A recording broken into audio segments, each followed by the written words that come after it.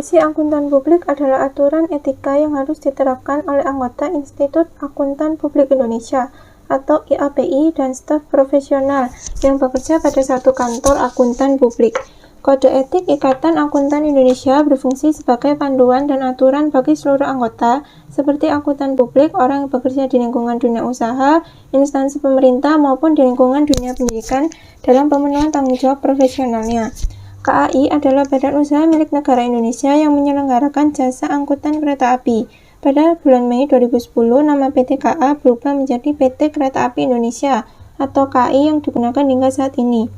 PT KAI terdeteksi melakukan kecurangan dalam penyajian laporan keuangan. Hal ini merupakan suatu bentuk penipuan yang dapat menyesatkan investor dan stakeholder lainnya. Kasus ini juga berkaitan dengan masalah pelanggaran kode etik profesi akuntansi. Data yang dimanipulasi diduga data dalam laporan keuangan PT KAI tahun 2005.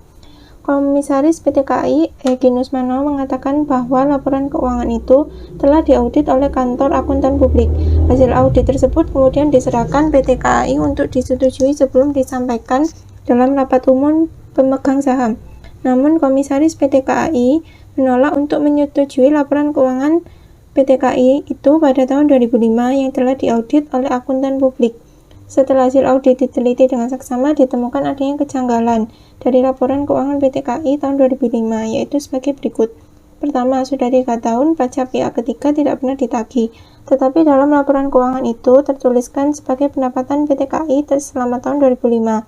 Kedua, terdapat kekeliruan direksi dalam mencatat penerimaan perusahaan selama tahun 2005.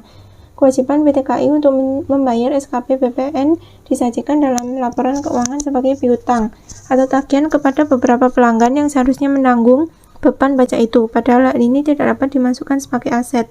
Yang ketiga, penurunan nilai persediaan suku cadang dan perlengkapan yang diketahui pada saat dilakukan inventarisasi tahun 2002 diakui manajemen PT KAI sebagai kerugian secara bertahap selama 5 tahun.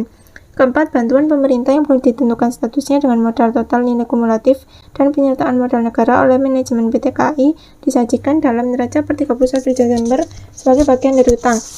Yang kelima, terakhir, manajemen PT KAI tidak melakukan pencadangan kerugian terhadap kemungkinan tidak tertagihnya kewajiban pajak yang seharusnya telah dibebankan kepada pelanggan pada saat jasa angkutannya diberikan pada tahun 1998 sampai tahun 2003.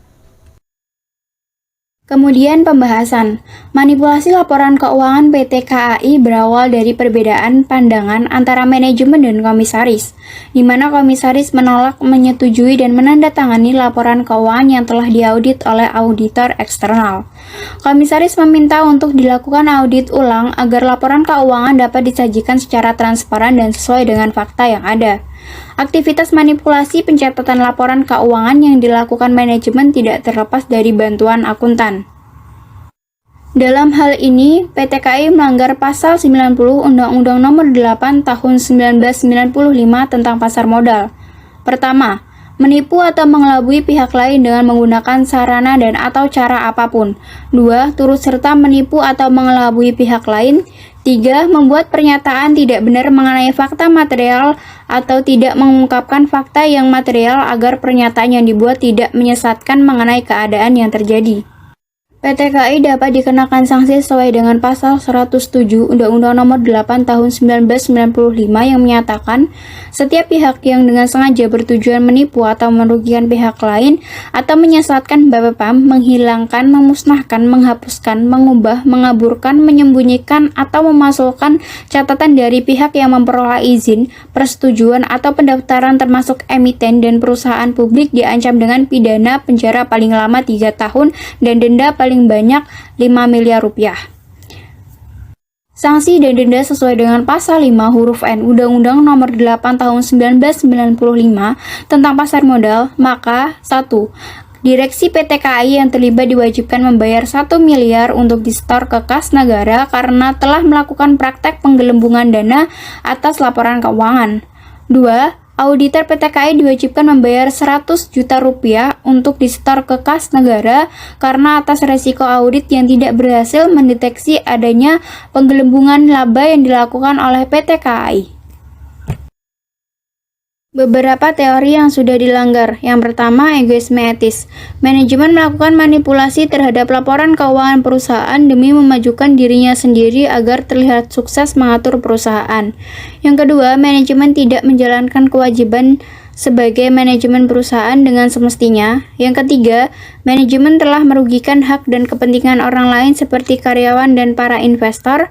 Yang keempat, manajemen tidak bersikap jujur dalam menyusun laporan keuangan berupa manipulasi data.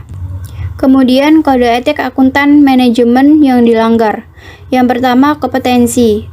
Akuntan manajemen tidak berkompetensi karena tidak memelihara pengetahuan dan keahlian dengan sepantasnya. Yang kedua, creative accounting. Akuntan manajemen telah menyimpang dari praktek akuntansi yang mengikuti peraturan dan undang-undang.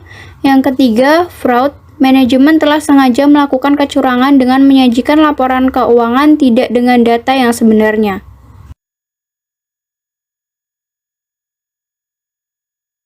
Selanjutnya adalah dalam kasus ini, komite audit tidak mau menandatangani laporan keuangan yang telah diaudit setelah laporan audit diterbitkan.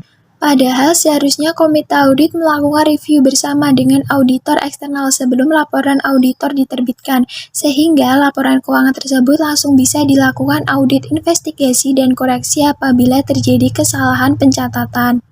Nah, pada PT KAI belum sepenuhnya menerapkan prinsip etika akuntan, dan prinsip-prinsip etika akuntan yang dilanggar yang pertama, tanggung jawab profesi. Jadi akuntan internal PT KAI kurang bertanggung jawab karena tidak menelusuri kekeliruan pencatatan dan memperbaiki kesalahan, sehingga laporan keuangan atas posisi keuangan perusahaan tidak menunjukkannya sebenarnya.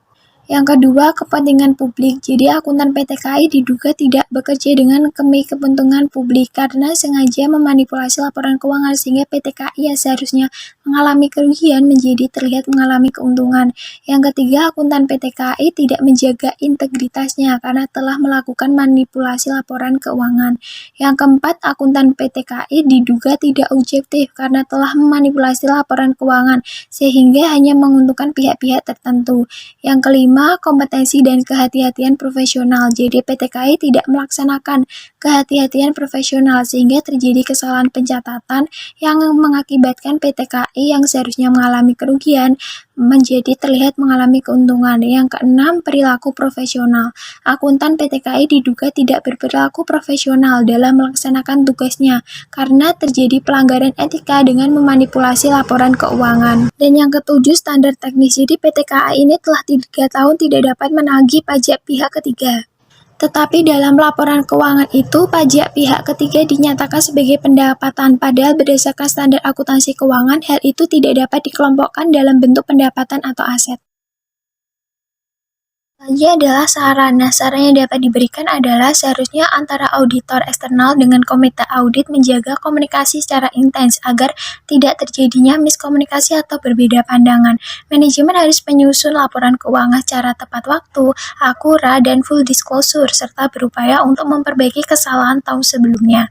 Karena konsistensi yang salah tidak boleh dipertahankan. Di sini terdapat beberapa poin besar yang dapat diambil. Yang pertama, mendahulukan kepentingan publik daripada kepentingan pribadi. Yang kedua, merekrut manajemen baru yang memiliki integritas, moral, dan juga etika yang baik. Ketiga, memperbaiki sistem pengendalian internal perusahaan. Yang keempat, mengimplementasikan good corporate governance. Yang kelima, transaction level control process. Yang keenam, retrospective examination. Yang ketujuh, investigation and remediation. Yang kedelapan, diadakan tes kompetensi, kemampuan, serta syarat-syarat untuk mencapai suatu jabatan tertentu. Dan yang terakhir, akuntabilitas dan transparansi dalam melaksanakan proses bisnis perusahaan.